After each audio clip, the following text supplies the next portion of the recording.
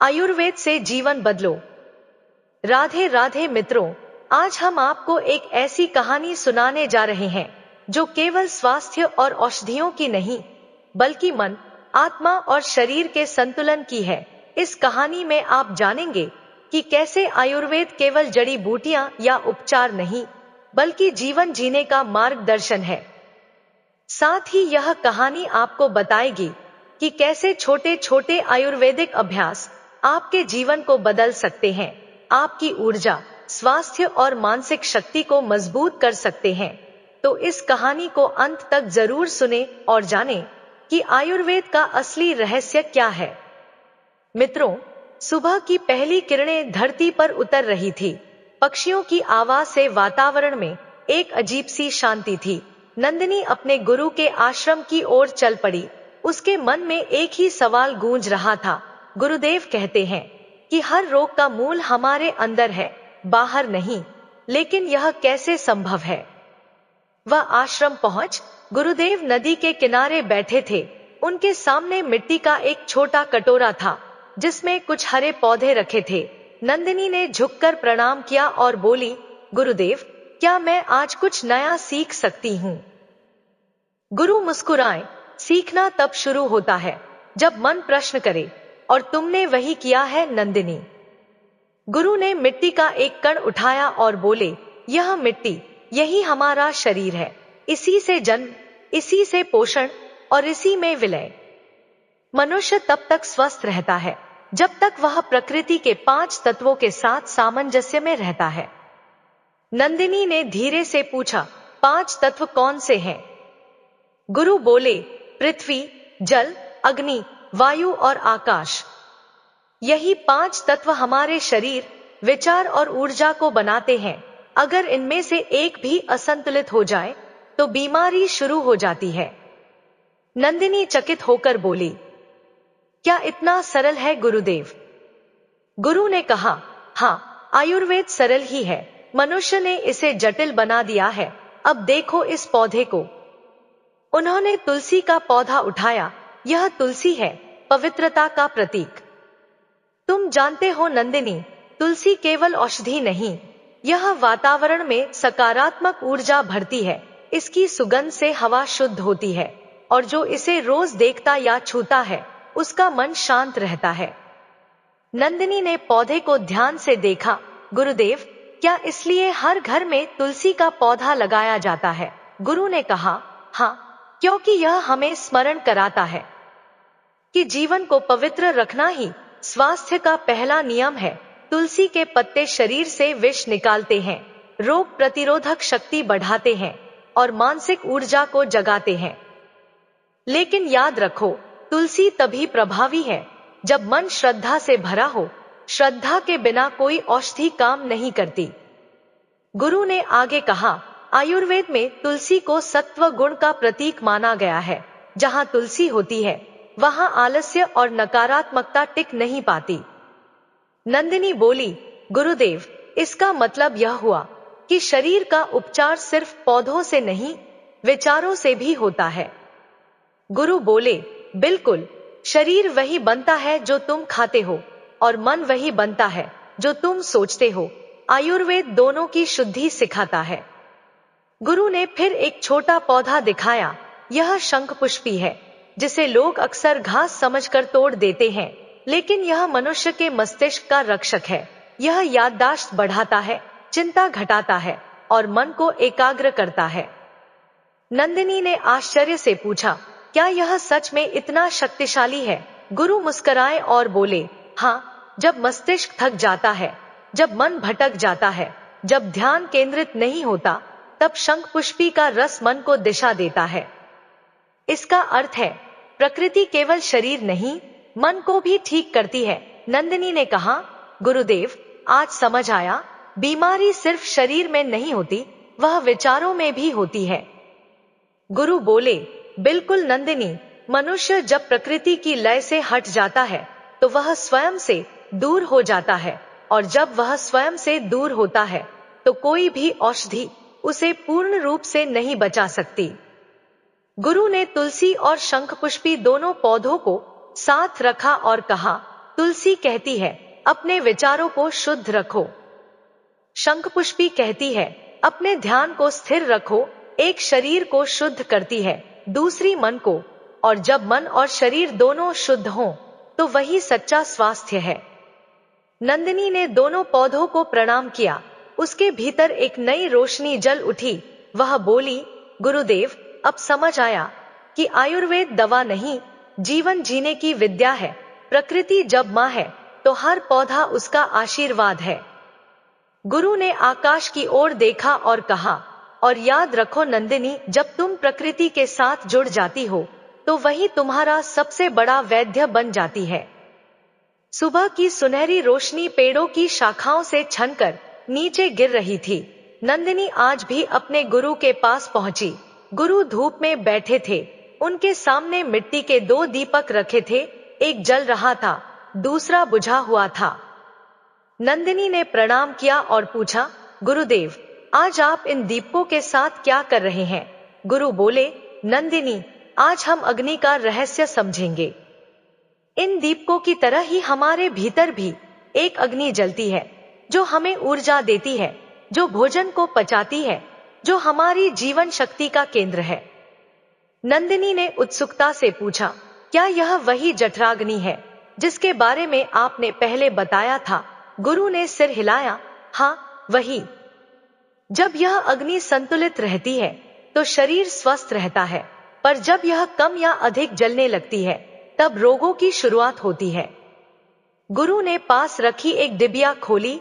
उसमें पीले रंग का चूर्ण था। यह हल्दी है। उन्होंने कहा, आयुर्वेद में इसे हरिद्रा कहा गया है और इसे शरीर की अंदरूनी अग्नि की रक्षक माना गया है। नंदिनी ने हल्दी को सूंघा। उसकी सुगंध में मिट्टी और सूरज की गर्मी का मिलाजुला एहसास था। गुरु बोले, हल्दी में करक्यूमिन नामक तत्व होता है, जो शरीर के अंदर की सूजन को मिटाता है। यह रक्त को शुद्ध करती है, त्वचा को चमक देती है और शरीर में छिपे रोगों को बाहर निकालती है। पर नंदिनी, इसका असली रहस्य सिर्फ शरीर नहीं, बल्कि मन में है। हल्दी हमें यह सिखाती है कि जैसे वह हर चीज को पीला और उज्जवल बना देती है, वैसे ही जीवन को भी उजाले में बदलो, कभी कड़वाहट में मत जियो। नंदिनी मुस्कुराई, गुरुदेव, हल्दी तो घर घर में है, पर इसके इतने अर्थ मुझे आज तक नहीं पता थे। गुरु ने कहा, लोग औषधि को दवा समझते हैं, जबकि वह संदेश है। हल्दी कहती है, जीवन में जोश रखो, मन में प्रकाश रखो और किसी भी परिस्थिति में अपनी अग्नि बुझने मत दो। गुरु ने फिर मिट्टी के कटोरे से एक दूसरा फूल निकाला, सुनहरा सा सुगंधित। यह नागकेसर है। उन्होंने कहा, कम लोग जानते हैं कि यह सबसे शक्तिशाली औषधि में से एक है। नंदिनी ने उसे ध्यान से देखा। गुरुदेव, इसका उपयोग कैसे होता है? गुरु बोले, नागकेसर रक्त को शुद्ध करता है, शरीर के भीतर की सूक्ष्म नाड़ियों को मजबूत करता है और स्त्रियों के शरीर में होने वाले असंतुलन को ठीक करता है। यह शरीर की रक्षा प्रणाली को मजबूत करता है। कहा गया है, जहां नागकेसर है वहां दुर्बलता नहीं टिकती।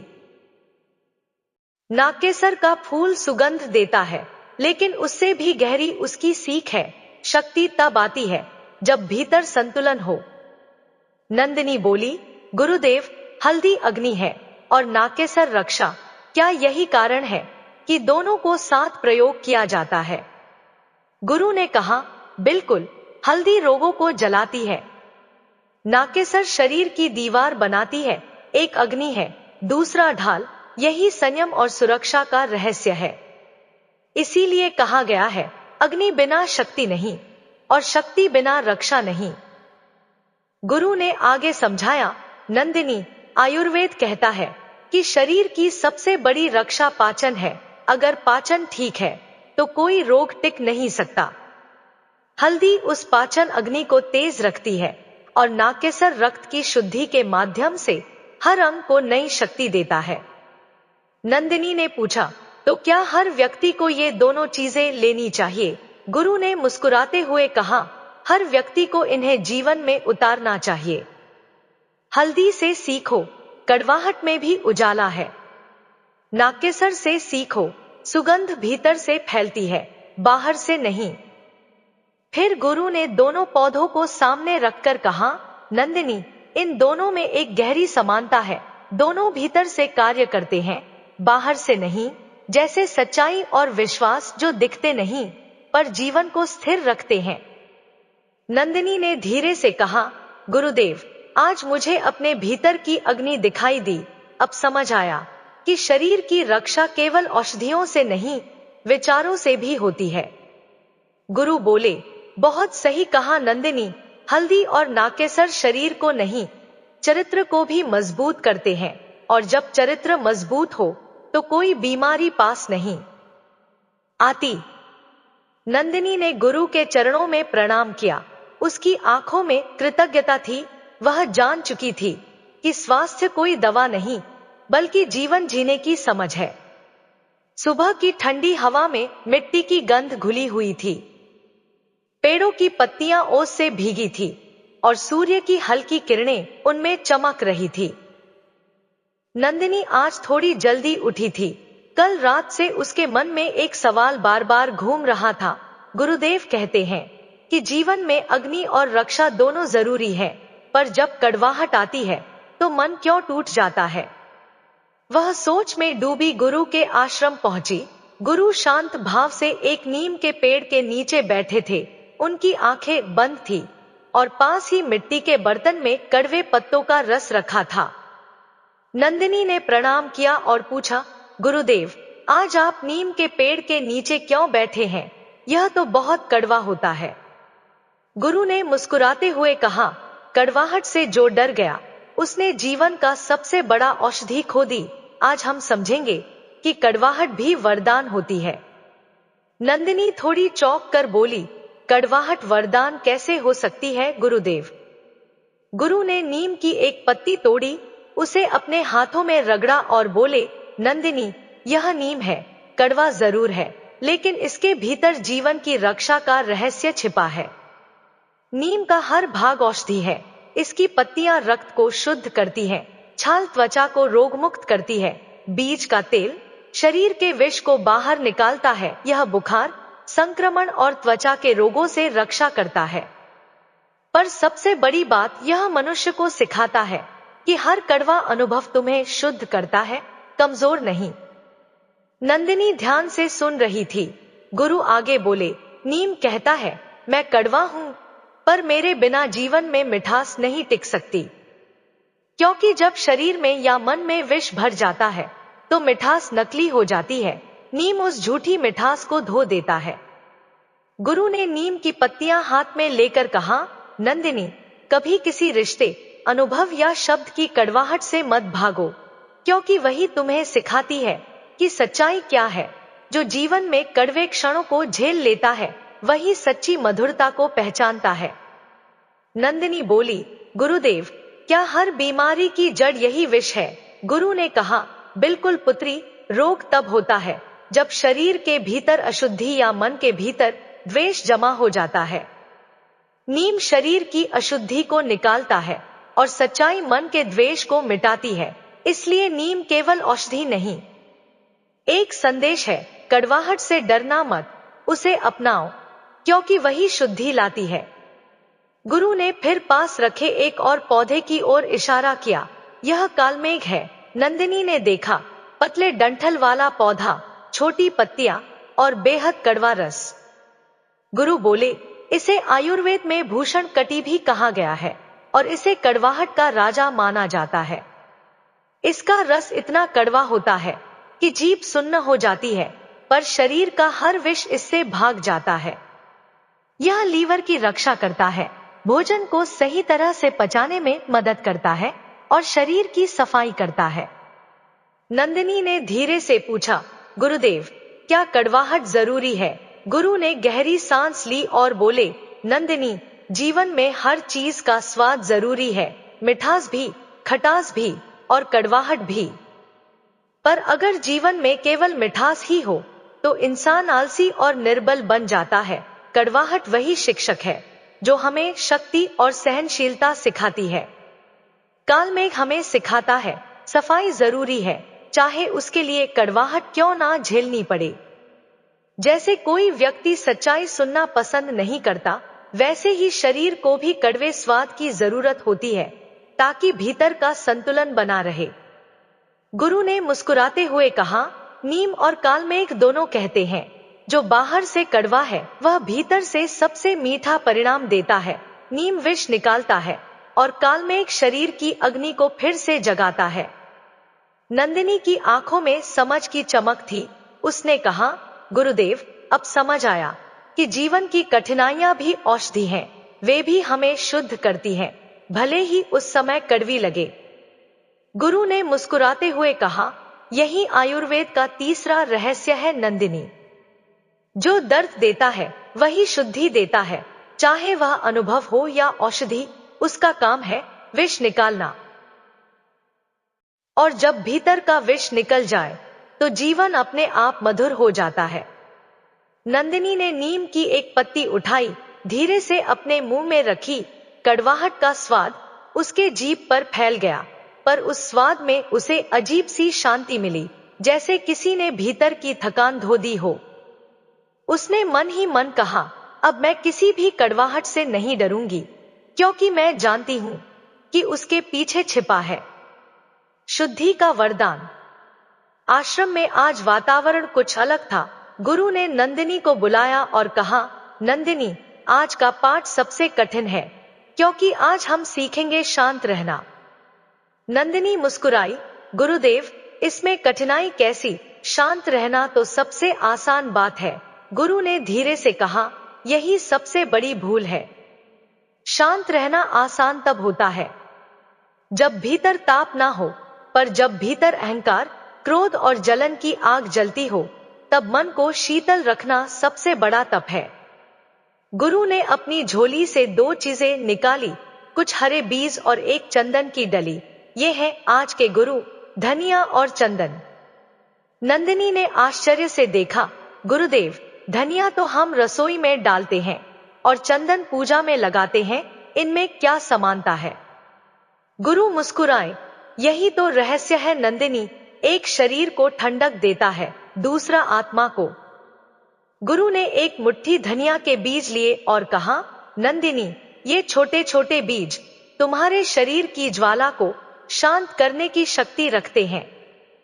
जब शरीर की पित्त बढ़ जाती है, जब आंखों में जलन होती है या जब मन में क्रोध की आग उठती है, तब धनिया उस अग्नि को ठंडक देता है। नंदिनी ध्यान से सुन रही थी। गुरु आगे बोले, धनिया केवल स्वाद नहीं है, यह संतुलन का प्रतीक है। यह बताता है कि तेज रहो, पर इतना भी नहीं कि दूसरों को जला दो। धनिया शरीर के ताप को घटाता है, रक्त को शुद्ध करता है और पाचन को संतुलित रखता है। लेकिन इसका असली अर्थ यह है, जीवन में स्वाद रखो, पर संयम के साथ। जैसे धनिया हर भोजन का स्वाद बढ़ाता है, वैसे ही शांति हर कर्म का सौंदर्य बढ़ाती है।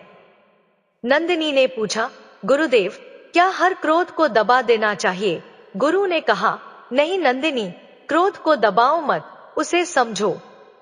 जैसे धनिया उबलते पानी में डालने से भी ठंडक देता है, वैसे ही समझदारी उबलते मन को ठंडा करती है।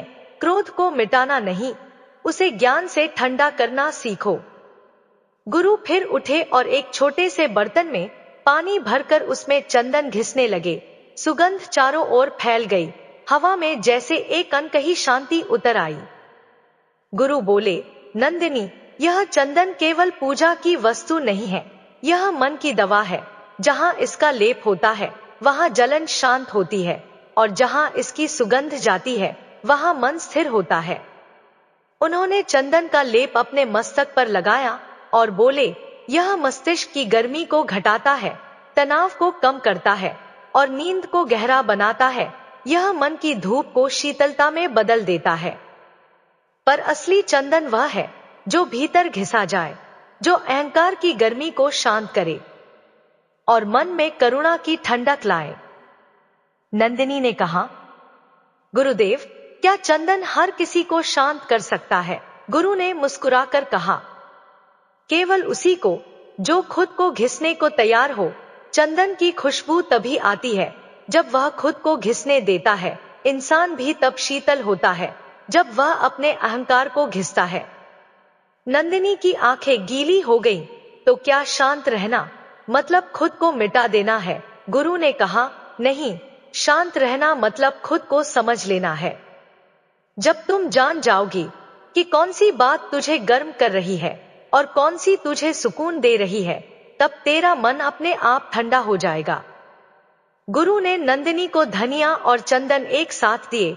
नंदिनी, धनिया शरीर को ठंडक देता है, चंदन मन को ठंडक देता है। इन दोनों का संदेश है, जहां क्रोध हो वहां करुणा लाओ, जहां ताप हो वहां ठहराव लाओ, और जहां जलन हो वहां स्नेह की ठंडक फैलाओ। शरीर में जितनी ठंडक होगी, मन में उतना ही प्रकाश टिकेगा। जो जलता है वह रोशनी नहीं देता, जो शीतल है वही सच्ची रोशनी फैलाता है। नंदिनी ने दोनों औषधियां अपने सिर पर रखीं और प्रणाम किया। उसके चेहरे पर अब गहरी शांति थी।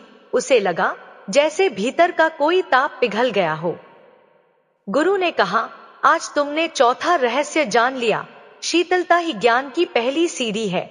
जब मन शांत होता है तभी सत्य दिखाई देता है। सुबह का समय था। गंगा के तट पर हल्की धुंध फैली हुई थी। नंदिनी जल लेने के लिए नदी की ओर गई। जैसे ही उसने पानी उठाया, उसमें अपनी परछाई देखी। चेहरा थका हुआ लग रहा था। कुछ दिनों से वह लगातार काम कर रही थी, लोगों को औषधियां बांट रही थी, पर अपने शरीर की थकान पर ध्यान नहीं दिया था।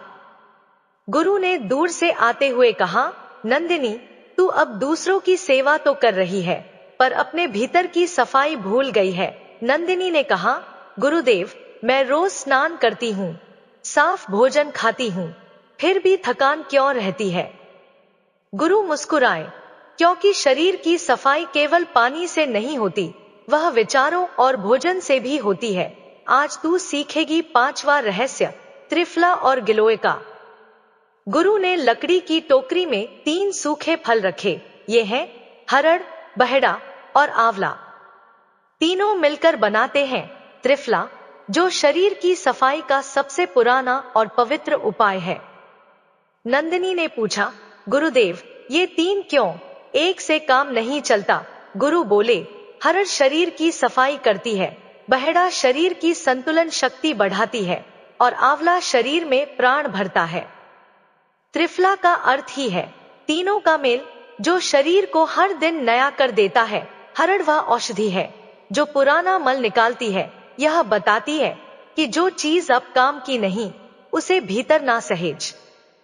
बहेड़ा सिखाता है संतुलन रखो, ना ज्यादा खाओ ना कम। और आंवला कहता है हर सुबह नया बनो, जैसे सूरज हर दिन नई किरण लाता है। गुरु ने आगे कहा, नंदिनी, त्रिफला केवल शरीर की सफाई नहीं करती, यह मन को भी हल्का करती है, क्योंकि जब भीतर गंदगी रहती है तो विचार भी भारी हो जाते हैं। त्रिफला वह मित्र है जो भीतर की गंदगी को निकालकर मन को भी उज्जवल बना देता है। नंदिनी बोली, गुरुदेव, क्या हर इंसान को यह लेना चाहिए? गुरु ने कहा, हर इंसान को नहीं, पर हर जीवन को इसकी जरूरत है। त्रिफला सिर्फ औषधि नहीं, एक संदेश है। जो भीतर साफ है वही बाहर चमकेगा, और यही सफाई दीर्घायु का पहला रहस्य है।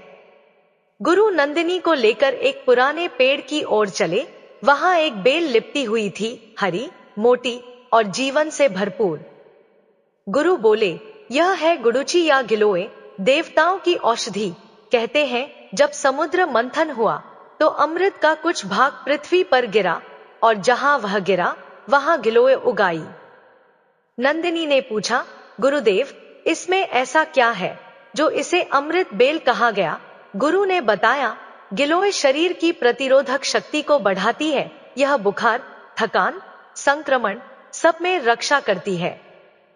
पर इससे भी बड़ा इसका संदेश है, जिसे प्रकृति से जुड़ना आ गया, उसे बीमारी छू नहीं सकती। गिलोय हर चीज से चिपककर ऊपर चढ़ती है, कभी पेड़ पर, कभी दीवार पर, क्योंकि यह सिखाती है कि ऊपर उठने के लिए सहारा लेना कमजोरी नहीं, बुद्धि है। इंसान भी ऐसा ही है।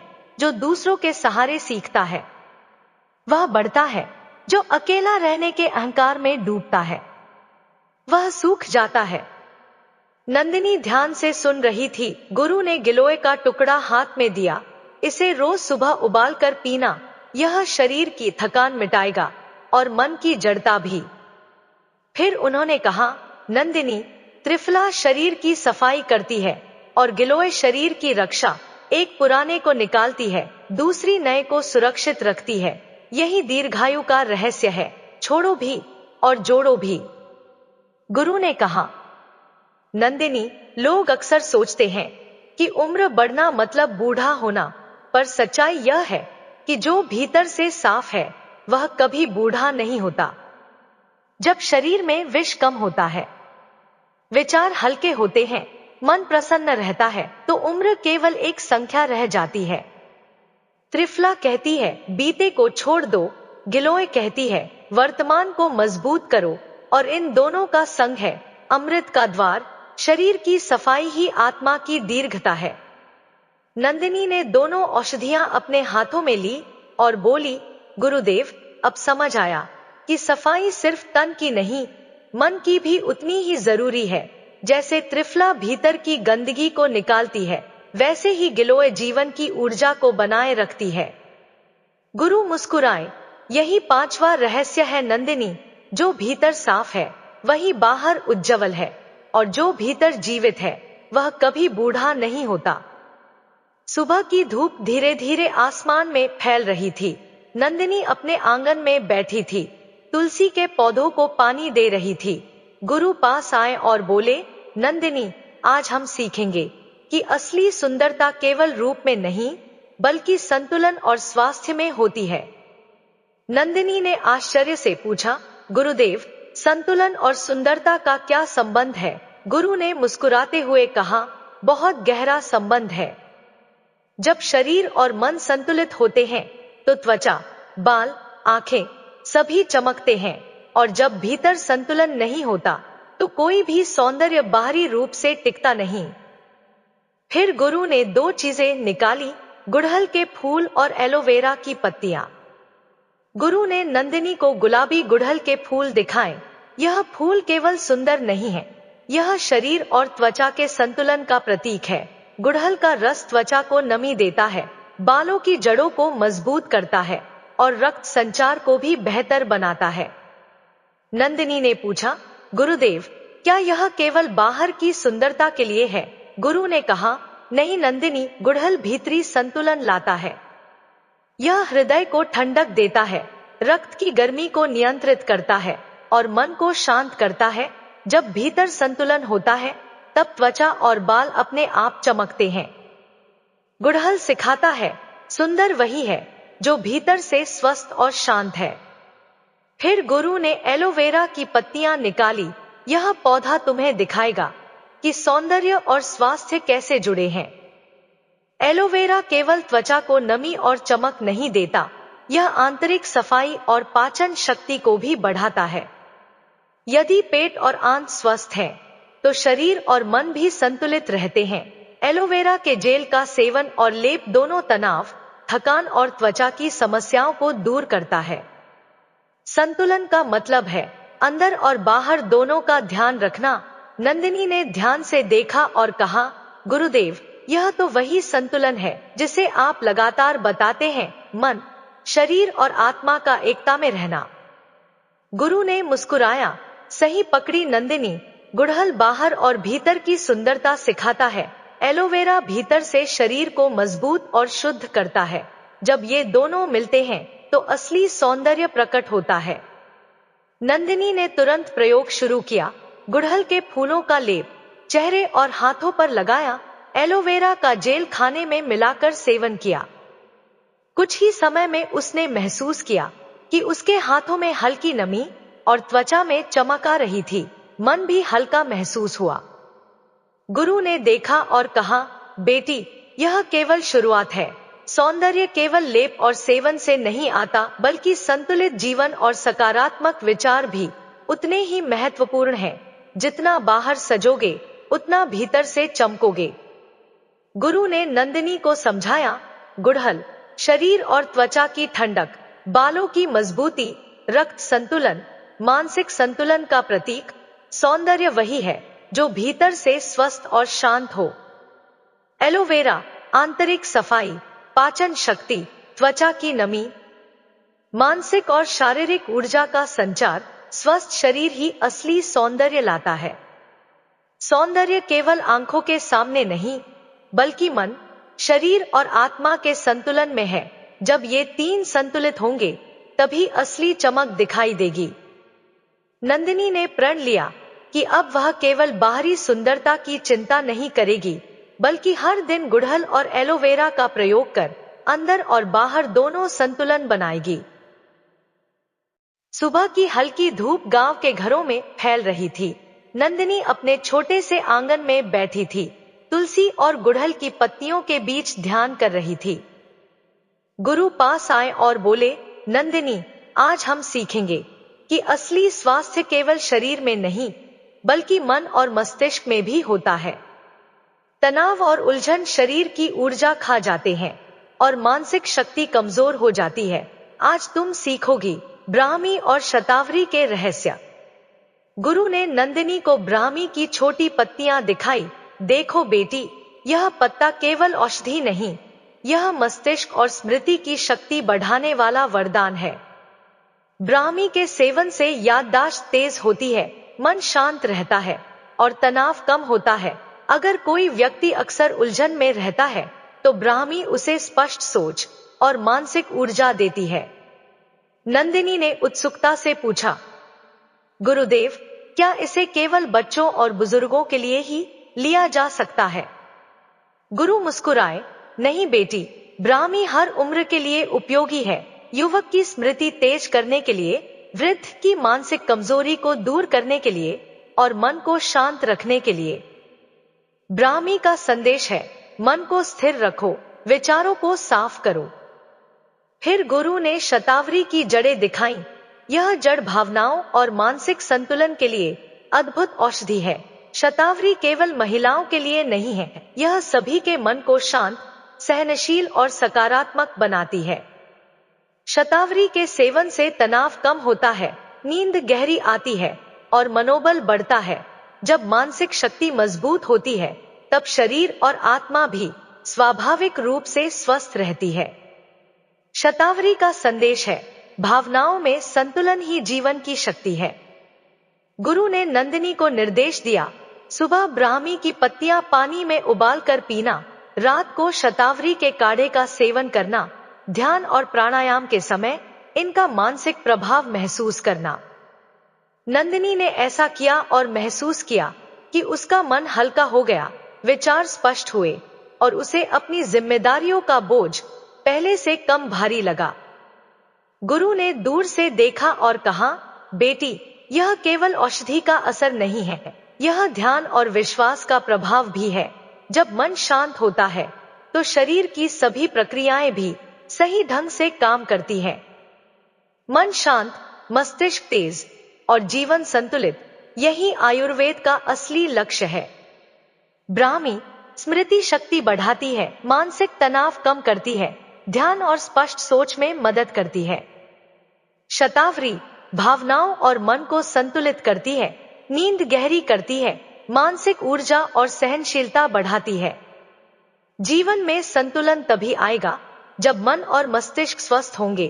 केवल शरीर का स्वास्थ्य ही पर्याप्त नहीं है। नंदिनी ने प्रण लिया कि वह अब न केवल शारीरिक स्वास्थ्य, बल्कि मानसिक और भावनात्मक संतुलन का भी ध्यान रखेगी। वह समझ गई कि आयुर्वेद में मन, शरीर और आत्मा का संतुलन सभी औषधियों और अभ्यासों का मूल मंत्र है। गुरु ने मुस्कुराते हुए कहा, बेटी, याद रखो, तनाव को कम करना, विचारों को साफ करना और भावनाओं को संतुलित रखना, यही मानसिक शक्ति और दीर्घायु का रहस्य है।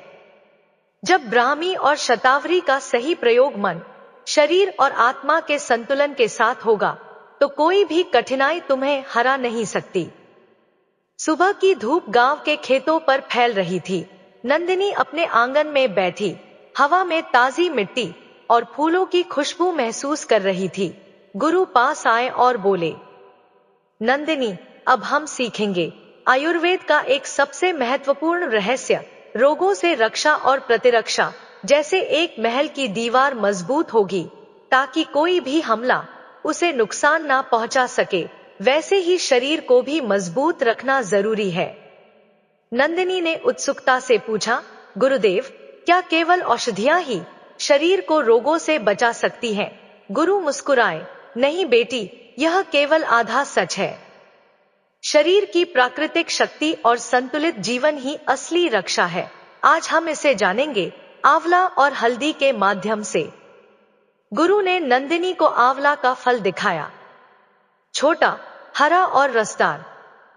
देखो नंदिनी, आंवला केवल स्वादिष्ट फल नहीं है, यह शरीर की प्रतिरोधक क्षमता बढ़ाने वाला सबसे प्राचीन आयुर्वेदिक उपहार है।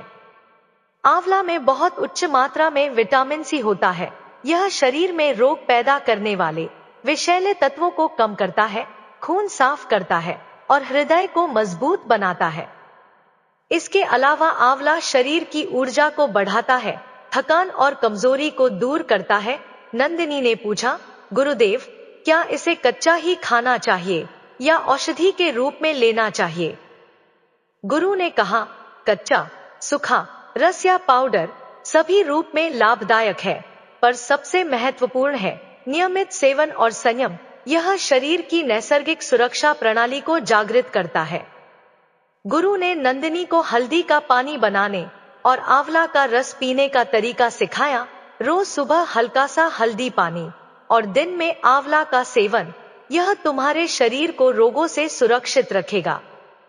नंदिनी ने तुरंत अभ्यास शुरू किया। सुबह हल्दी पानी पीना, ध्यान के साथ, दिन में आंवला का रस लेना, खाने में हल्दी का हल्का प्रयोग। कुछ ही दिनों में उसने महसूस किया, शरीर में हल्की ऊर्जा और गर्माहट, दिन भर थकान कम, बीमार होने की प्रवृत्ति कम। गुरु ने दूर से देखा और कहा, बेटी, याद रखो, यह केवल औषधियों का असर नहीं है। जब तुम नियमित अभ्यास करती हो, संयम रखती हो और विश्वास के साथ इसे करती हो, तो शरीर की नैसर्गिक सुरक्षा प्रणाली जागृत हो जाती है। शरीर और आत्मा की ताकत ही सबसे बड़ा रोगनाशक है। सुबह की हल्की धूप गांव के ऊपर फैल रही थी। नंदिनी अपने आंगन में बैठी सुपारी और भृंगराज की सूखी जड़ें और पत्तियां सामने रखकर ध्यान कर रही थी। गुरु पास आए और बोले, बेटी, अब हम आयुर्वेद का समग्र सार समझेंगे। शरीर, मन और आत्मा का संतुलन, रोगों से रक्षा, मानसिक शक्ति और सौंदर्य, सब कुछ एक साथ जुड़े हैं। आज तुम्हें सुपारी और भृंगराज के रहस्य सिखाएंगे। सुपारी, स्वास्थ्य और पाचन का साथी। गुरु ने नंदिनी को सुपारी के बीज दिखाए। देखो बेटी, सुपारी केवल मुंह की ताजगी के लिए नहीं है, यह पाचन शक्ति बढ़ाती है, मुंह और दांतों के स्वास्थ्य को बनाए रखती है। सुपारी का नियमित उपयोग शरीर में ऊर्जा और शक्ति बनाए रखता है और भोजन से अधिकतम पोषण प्राप्त करने में मदद करता है। साथ ही सुपारी मन को भी सक्रिय रखती है। जब मस्तिष्क सक्रिय और शरीर संतुलित होता है तो स्वास्थ्य पूर्ण रहता है। नंदिनी ने पूछा, गुरुदेव, इसे सभी उम्र के लोग खा सकते हैं? गुरु ने हंसते हुए कहा, हाँ बेटी, लेकिन मात्रा का ध्यान रखना आवश्यक है। जैसे हर चीज का संतुलन जरूरी है, वैसे ही सुपारी का सेवन भी संयम और ध्यान से करना चाहिए। भृंगराज, बाल और जीवन शक्ति का पोषण। फिर गुरु ने भृंगराज की पत्तियां दिखाई। भृंगराज केवल बालों के लिए नहीं है, यह पूरे शरीर की ऊर्जा और जीवन शक्ति को बढ़ाता है। भृंगराज का तेल सिर पर लगाने से बाल मजबूत और घने होते हैं। लेकिन इसके अंदर रक्तस्राव संतुलन, मानसिक ताजगी और शक्ति भी है। जब शरीर में जीवन शक्ति बढ़ती है तो मानसिक शांति, सौंदर्य और स्वास्थ्य अपने आप संतुलित रहते हैं। जब भीतर शक्ति होगी तो बाहरी रूप और जीवन की गुणवत्ता अपने आप बेहतर होगी। नंदिनी ने ध्यानपूर्वक सुना और समझा कि आयुर्वेद में हर पौधा केवल औषधि नहीं, बल्कि जीवन शक्ति और संतुलन का स्रोत है। गुरु ने नंदिनी को निर्देश दिया, सुपारी का हल्का सेवन, दिन में एक बार भोजन के बाद भृंगराज का तेल या पत्ता उपयोग, बालों और मानसिक शक्ति के लिए। इसे करते समय ध्यान और सकारात्मक विचार बनाए रखना। नंदिनी ने अभ्यास शुरू किया। कुछ ही समय में उसने महसूस किया कि शरीर हल्का और ऊर्जा से भरा है, मन स्पष्ट और स्थिर, बाल मजबूत और चमकदार। गुरु ने मुस्कुराते हुए कहा, बेटी, आयुर्वेद का असली ज्ञान यह है कि हर औषधि केवल शरीर को नहीं, पूरे जीवन को संतुलित करती है। संतुलन, संयम, विश्वास और सकारात्मक विचार, यही आयुर्वेद का मूल मंत्र है। गुरु ने नंदिनी को समझाया, पुत्री, आयुर्वेद केवल औषधि नहीं है, यह जीवन जीने की कला है। शरीर, मन और आत्मा का संतुलन, प्रकृति का सम्मान, संयमित भोजन, सही दिनचर्या और सकारात्मक सोच, यही आयुर्वेद का असली रहस्य है। याद रखो पुत्री, जब ये सभी स्तंभ मजबूत होंगे, तब कोई भी बीमारी, मानसिक तनाव या कमजोरी तुम्हें प्रभावित नहीं कर सकती। मित्रों, अब मैं आपसे जानना चाहती हूँ, आज की जानकारी आपको कैसी लगी? नीचे कमेंट बॉक्स में अपने विचार लिखें और हमें अपनी शुभकामनाएं और आशीर्वाद दें। आपके आशीर्वाद और शुभकामनाओं के साथ ही हम और भी ऐसे ज्ञानवर्धक वीडियो ला सकते हैं। अगर आपको यह वीडियो पसंद आया हो तो इसे लाइक और शेयर करें और हमारे चैनल को सब्सक्राइब जरूर करें ताकि आप हमारे हर नए वीडियो से जुड़े रहें। धन्यवाद।